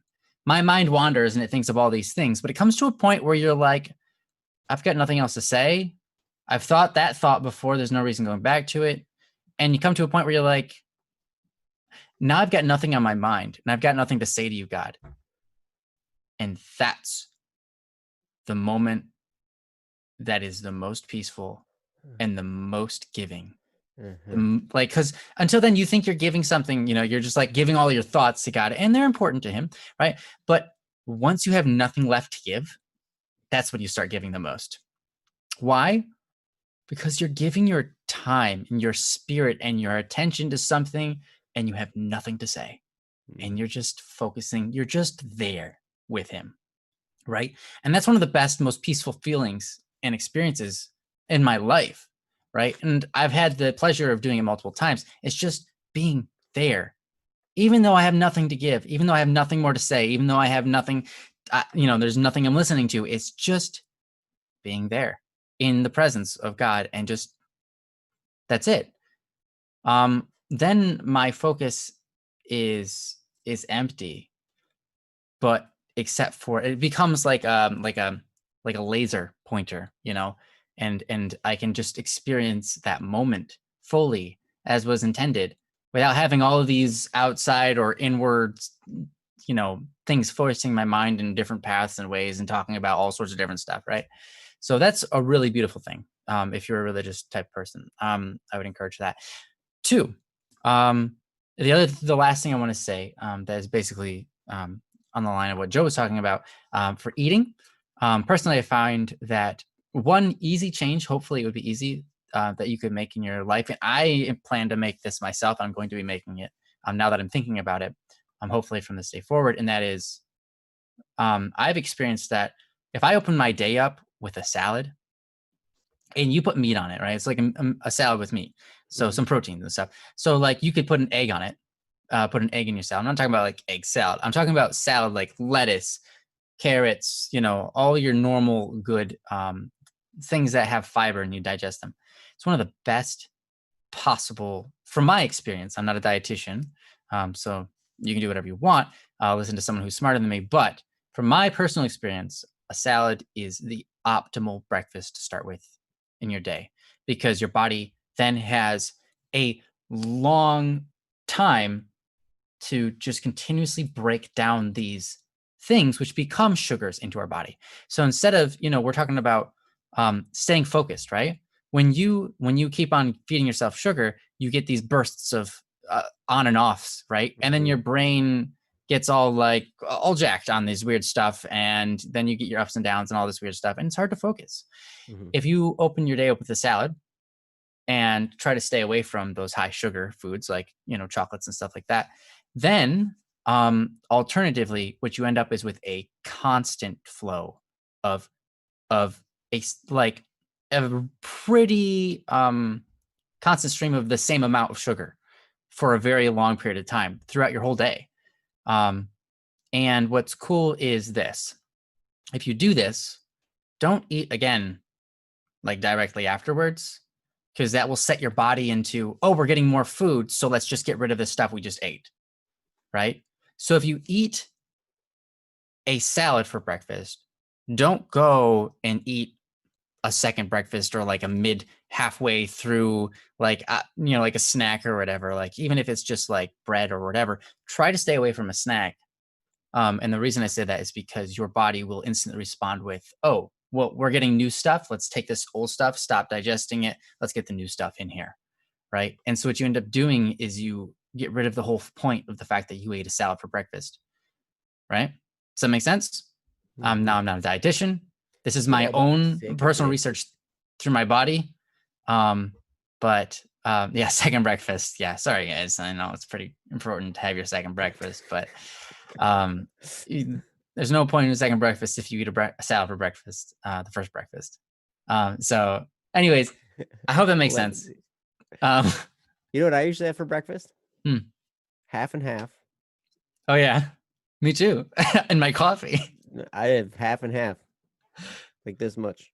You just have oh yeah, because of the fats, right? Mm-hmm. And then I have coffee with heavy whipping cream in it. Nice. Nice. Do you It's still put wonderful. all the other amenities in there?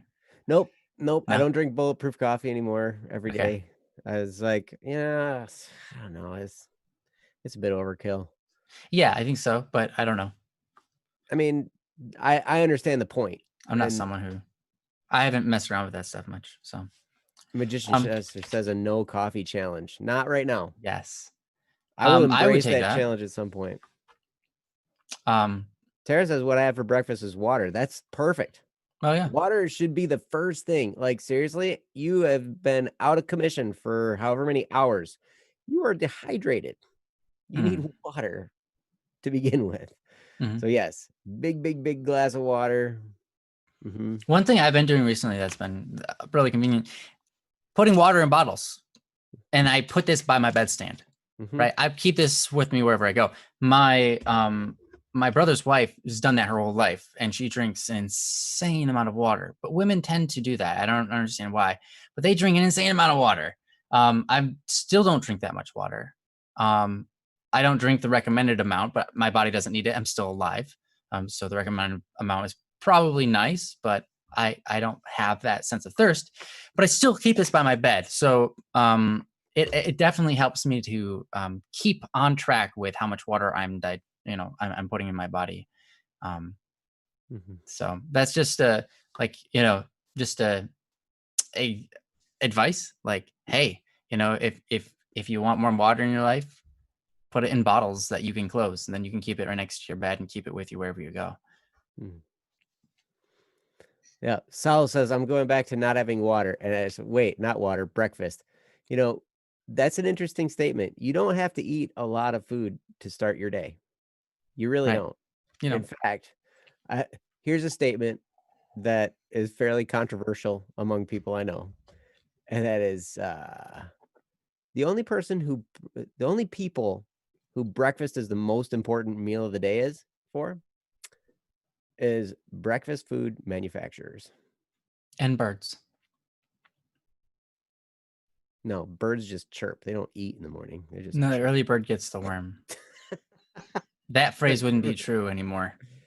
That would be okay. The early bird gets the worm. That's right. Yeah. They got to get their worm. But anyway, can we move on to another topic? Yes. Cool. We're moving on to another topic. So thank you guys so much for putting up with us.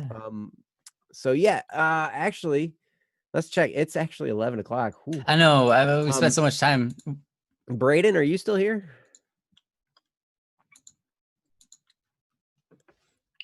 First of all, also Kira Ascendant, thank you so much for the topic.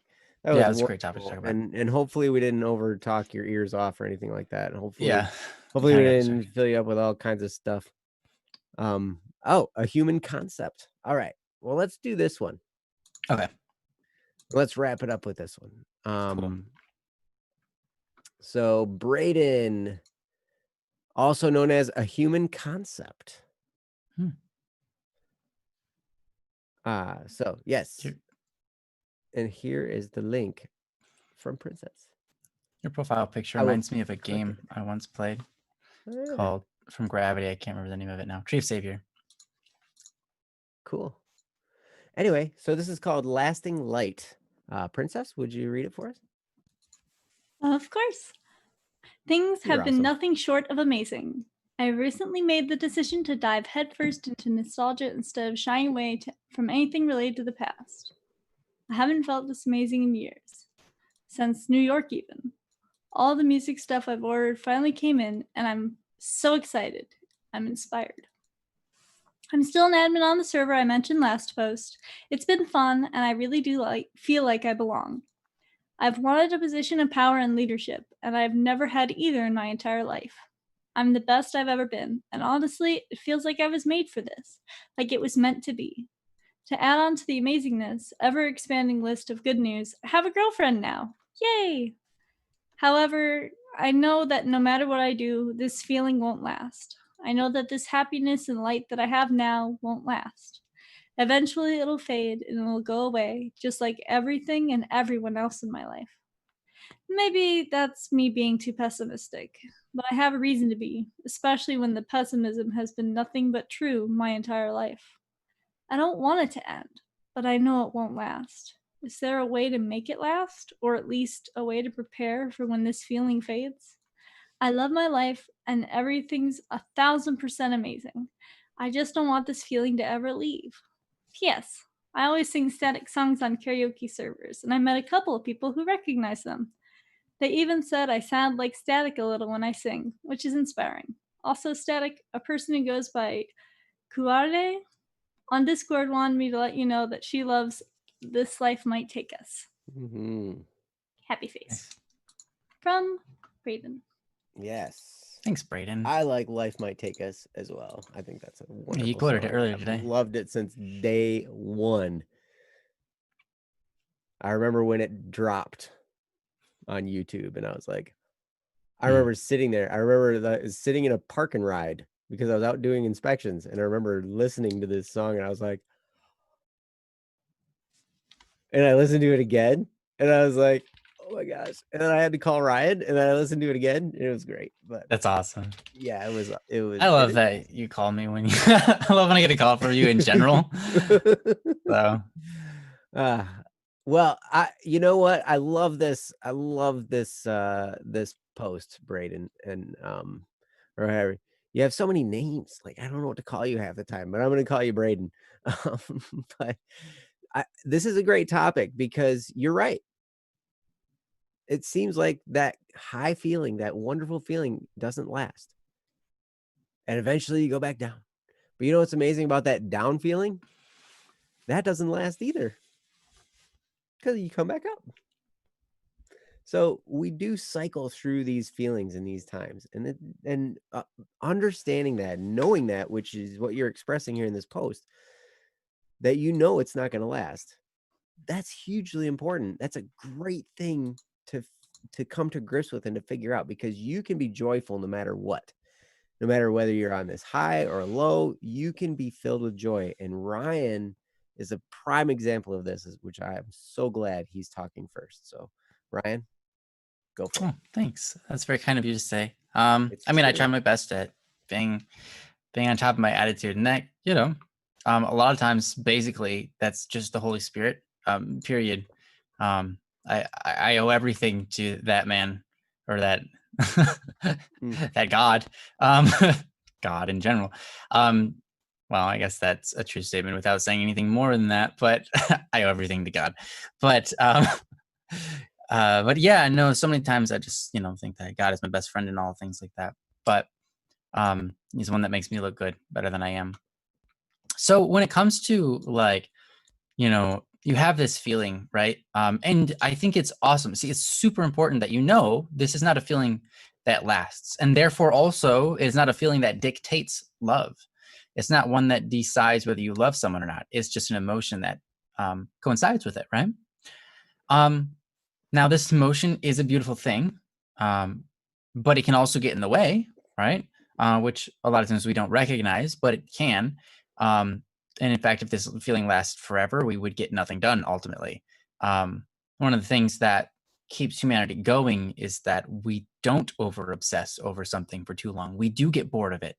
And that's good, because then we can move on, right?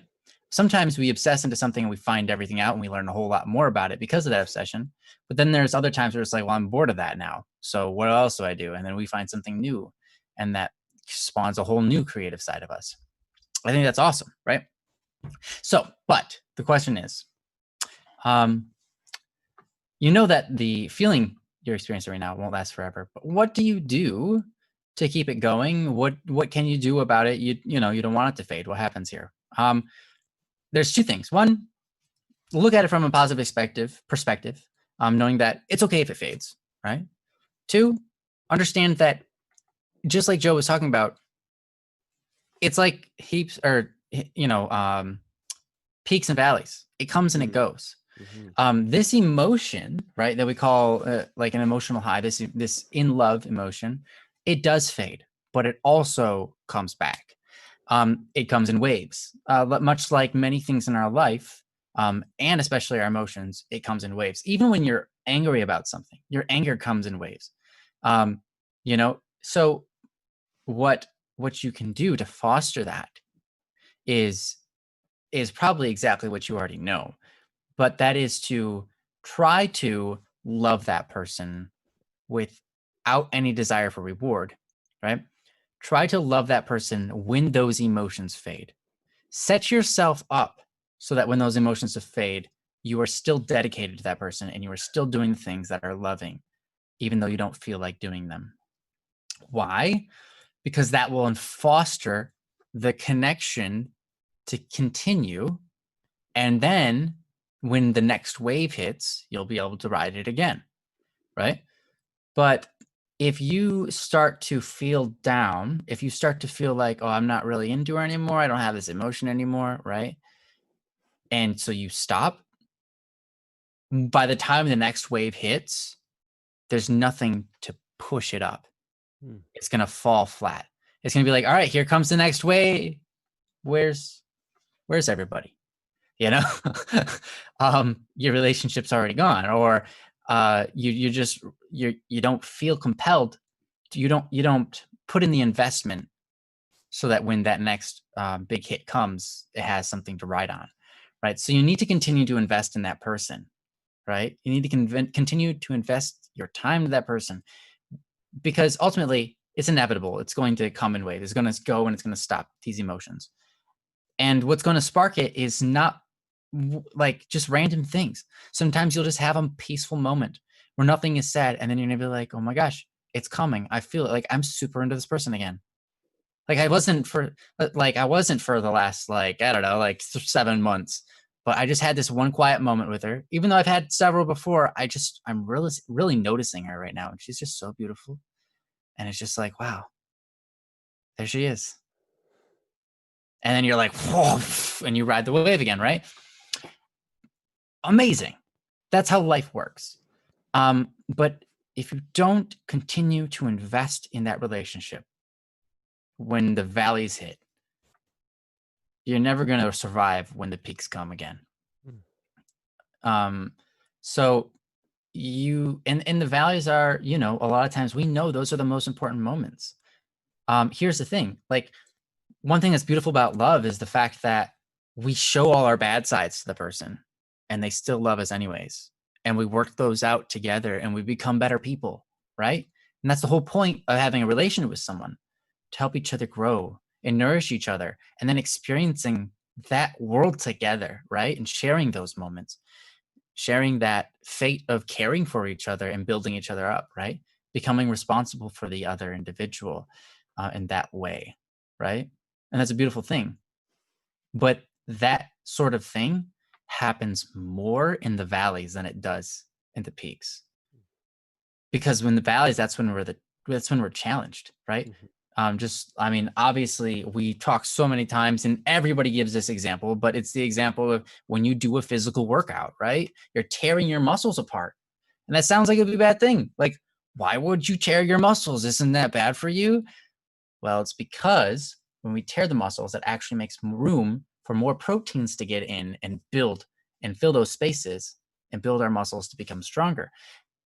And that happens in our relationships too, right? It's when we're experiencing those valleys and we don't have any emotion to compel us forward, and yet we've decided to anyways. That changes our heart. That changes who we are inside, and that changes who they are, because they feel it, they know it, they see it, and they start to receive that and then replicate that back. They start to be a mirror of that, right? And so we're always mirrors of the people we hang out with. Like, that's so often true, right? Successful people are around successful people because they attract successful people because they're mirrors of successful people, right? when you're around a group of people that's always negative all the time, you start to feel negative yourself. When you're around a group of people that is always positive, you start to feel a little bit more positive yourself. When you guys are here on Don't Worry Wednesday, you probably start to feel a little bit more positive, right? And that's because Joe is amazing. Sorry, Joe is amazing. He's super positive. He's, he's like I was a about to bright say- light. I was about You to know? say you feel better when Ryan's talking. Who? No, Yeah. no. I always feel better when Ryan's talking. Yeah. If you guys are anything like me, you feel better when Ryan's talking. And when I'm talking, you're wondering what the heck's going on. All right.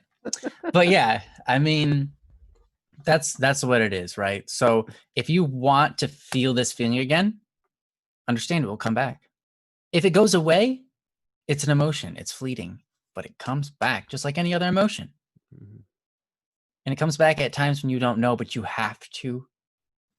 You have to endure the valleys.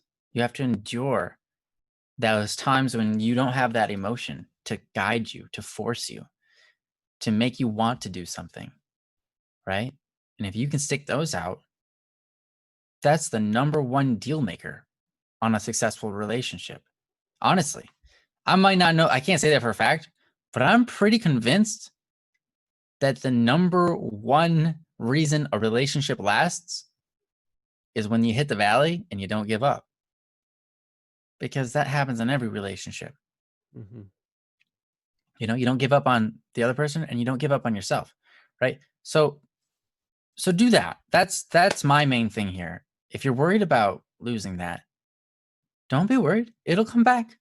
It always does. But like I said, you have to endure the times when you don't have that. You have to choose to love. And a lot of times that's what we say. Love is a choice. Love isn't when you're compelled. Love is when you're not compelled and you still do it anyways. It's that sacrifice we've talked so many times about, and you know all this, right? I think maybe the thing you didn't realize is that emotion does come back, and you just have to have to wait. You just have to play the love card over and over and over until the emotion card comes out. But anyways, I'm sure there's so much more we could talk about on this subject because it's about love, but I'm going to give it over to Joe. He's got some wisdom on this to share with you guys and has been in a relationship longer than I have. So there you are. Yeah, for quite some time. It's Mhm. been an amazing ride. One of the interesting things is you're coming to this conclusion here that, I love how you said this because you said, I know that no matter what I do, this feeling won't last. I know that this happiness and light that I have now won't last. Eventually it'll fade and go away, just like everything and everyone else in my life. Maybe that's me being too pessimistic, but I have a reason to be, especially when that pessimism has been nothing but true my entire life. So here's the thing. Yes, one of the key statements that has helped me through so many things is the 4 words, this too shall pass.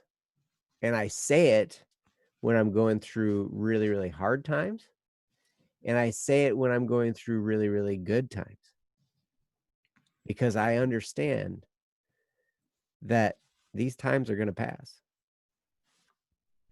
Maybe I just had some accomplishment and I just finished something. It was a big deal. I mean, right now we're working on an instrumental album, a single dual, and there's going to come a time when it's done and it's released. We just got all kinds of stuff wrapped up for the final end of the Criminal Idol series, this Kickstarter program and everything. I mean, we're just tying up those very last little bit of loose ends and products on its way across the oceans. And we got all kinds of great stuff coming. We're just all these just some minor logistical things, and it's gonna be done very, very soon. Like we're gonna be done with it. And we will premiere the last episode, and everything's gonna hit on Spotify, and everything's like CDs are gonna be out in everybody's hands. It's gonna happen in the next handful of weeks. It's gonna be done, and that's gonna be an amazing feeling of accomplishment for everybody at BSS because Mhm. we all worked on it.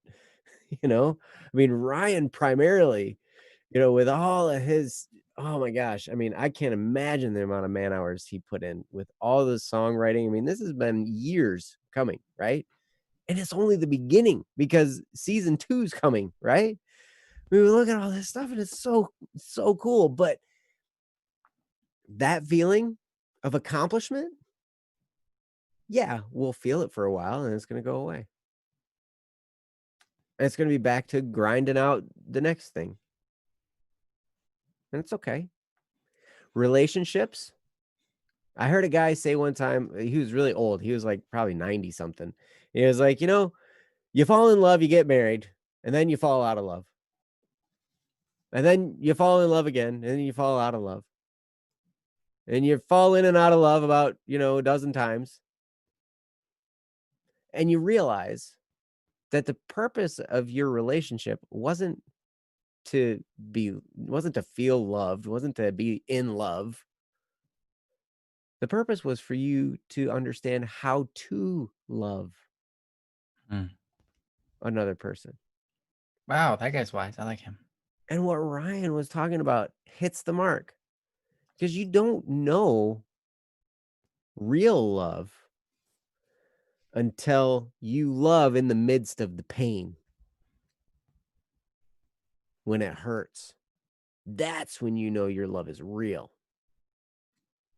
When you love anyway, even when it hurts, that's the real stuff.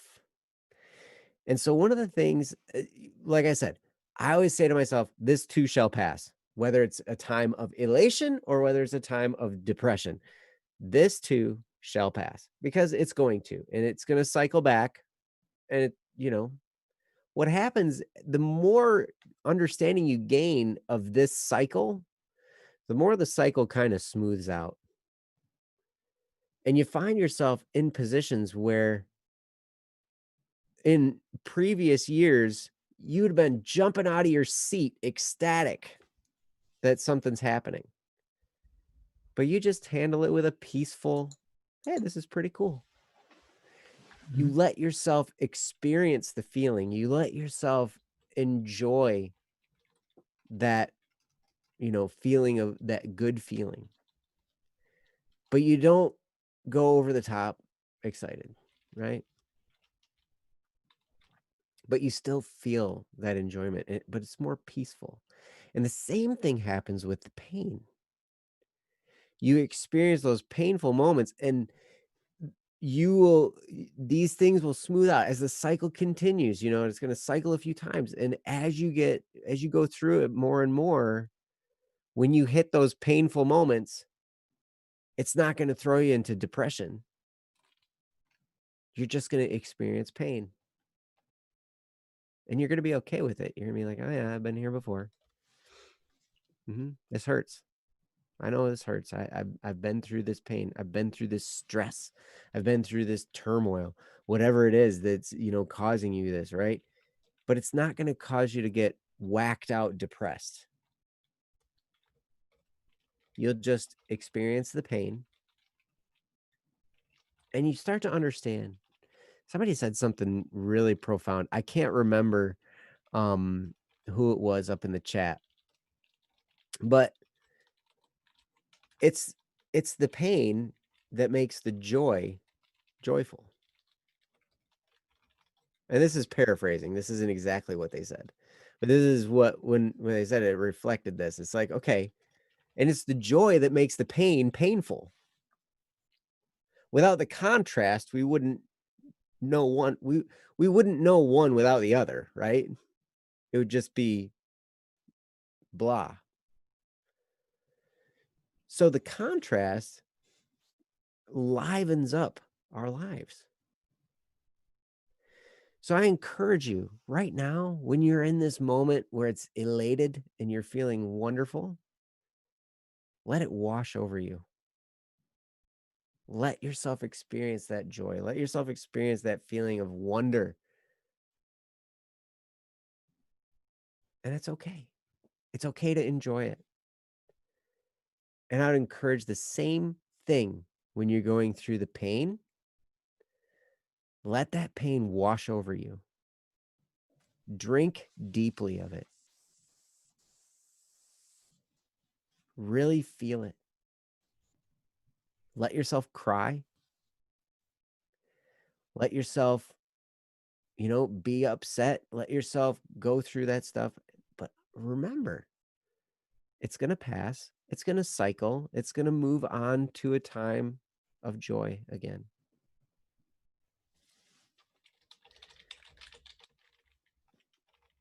And it's a beautiful thing. And you start to find peace in the moments of turmoil. I spoke last week about my car breaking. It's still broken. It looks like it's going to be broken for good. But in that moment of stress, waiting for a tow truck, and just thinking about all the repercussions of this, like how am I going to work? I gotta have to figure out a car. I'm gonna have to borrow something. I'm gonna have to, now what am I gonna do? I'm lucky to have people around me that are helpful. And I'm thankful for all of them. But in that moment when I was dealing with that stress, I looked around and it was a beautiful, gorgeous night. The wind was blowing and it was just, there was this peace that came over me. And you're going to experience that in those moments of pain. You're going to experience that when you get down in the dumps again, which will happen. It's okay. Don't fight it. Don't resist it, because it's just, hey, it's part of life. But in those moments, you're going to learn stuff that you would never have learned without the painful experience. And you can find peace in there. And the peace in the middle of the pain is real peace. Just like the love in the middle of the pain is the real love. The elated, the high, that like Ryan was talking about, that can be emotions that, they can mask what's actually going on. But the peace and the love and the joy you feel in the midst of pain,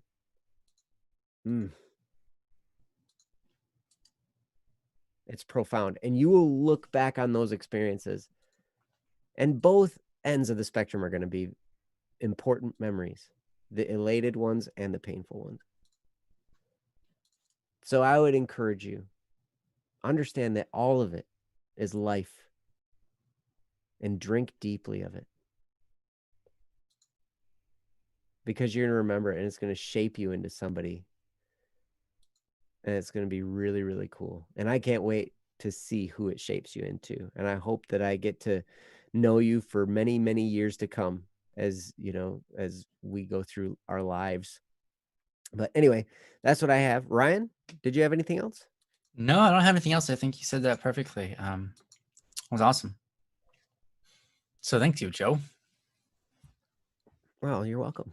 Thank you. And thank you, Braden, for the topic. Mm-hmm. Thank you, everybody, for being here. Wow. We handled a bunch of great stuff tonight. It was a really, really fun show for me. I really appreciate all of you being here. Yeah, me too. It's good. And we will see you next Wednesday. Also, if you would like to, tomorrow evening at 8:00 Eastern, Joe and I will be recording the next week of the Double Cup of Joe show. And you're more than welcome to join us in the chat. We always have a good time, laugh a lot, and have fun. So anyway, I don't have any other announcements. Do you have any other announcements? Tomorrow at 8 p.m. Eastern, there's going to be a Double Cup of Joe show. I'll probably be there. I'm going to try to make it. Joe's going to be there. Joe's going to be there. Yep, Joe will be there. Jeff might be there. And you might be there. So there you go. Yeah. Do you have any other announcements? Nope. Mention the otherwise, if you just mention the Double Cup of Joe show. Oh, don't forget the Double Cup of Joe. Yeah. Hey. Next week we're doing Don't Worry Wednesday again. Oh yeah. All right. Yeah, and Saturday and Sunday, we're gonna be doing Saturday and some Sunday. streaming. Yes, the on, live Twitch. streams. That's Yep. right. Twitch. Somebody has the link. They can post it. I don't have the link in front of me. I'm gonna do something I've never done in my life. Remember to like and subscribe. If you haven't already, ring that bell. I've never said those things ever on any channel, by the way. I don't think I've ever said that on my own YouTube channel or here. You have just entered a whole new phase of your life, Ryan. Yeah. Like, subscribe, ring the bell. It really helps us out. Thanks for that's the YouTube thing, right? Yeah. Yeah, a milestone, that's for sure. You said it, Elizabeth. Wow. Wow. Totally. There's a Don't Worry Wednesday for you guys. Yes, if you have any topics, feel free to post them at bss.studio. You can send us an email, dww@bss.studio.